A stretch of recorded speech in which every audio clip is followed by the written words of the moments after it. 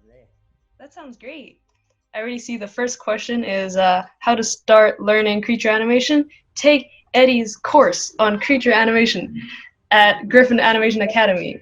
That is where I learned how to make this shot and how I improved my animation skills. So I highly recommend it, and I'll be showing you my process and like little sneak peek into how our courses were on that shot. Yeah, What was so before you start, what was your creature animation experience? Um, in the course. leading up to doing a Oh course, yeah, yeah. did you do any before? So I didn't do any like professionally before, but I did do a short film that has three creatures in it. So I did have a little bit like indie experience for that, but not really anything in depth and nothing photorealistic either. Okay, yep. Yeah. Yeah, So this course really helped me like push my skills.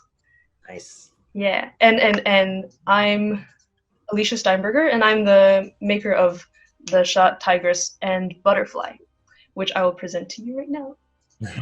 Cool. Sweet. Is there anything else you'd like to add? No, does anyone have any questions? I can't even speak today. Before it starts, I think you can just start and Okay. the questions roll in and Yeah.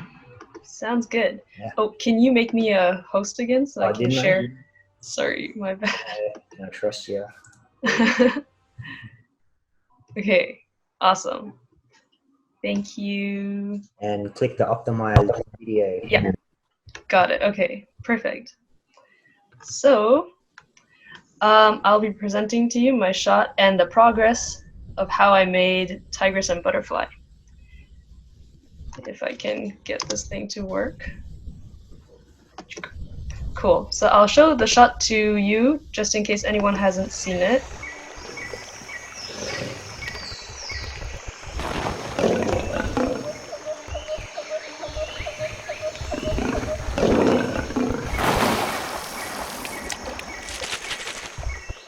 And I'll just go through what I did during making the shot and also what I did before. So my first step was to find references because I think a lot of times I have an idea in my head, but when I look at the idea in other people's art forms, it helps me visualize it even better. So I took a lot of illustration into consideration. So they have a lot of dynamic poses and like great line of action. You've got these stretches, is squash.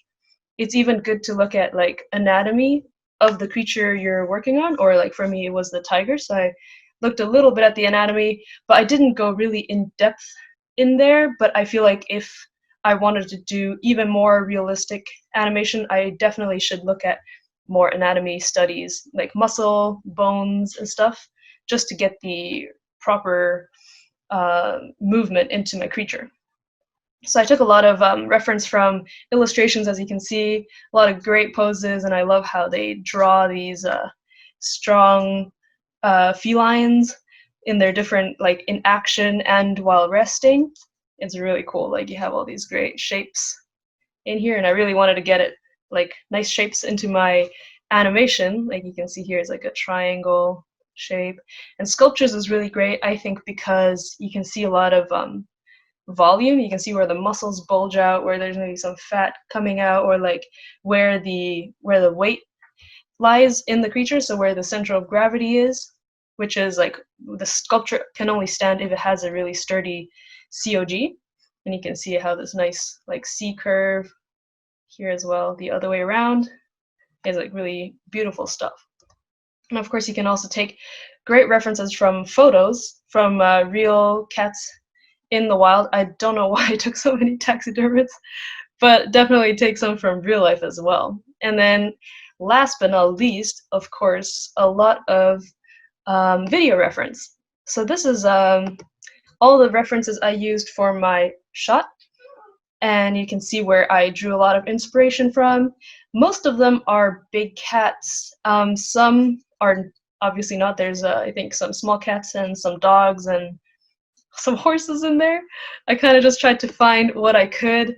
And then of course, you need to scale your creature up or down depending on the weight of the one you are trying to animate. So if you take reference from a cat, like a small house cat, for example, you need to scale it up, like make it slower, make it heavier, just to match the creature you're trying to animate.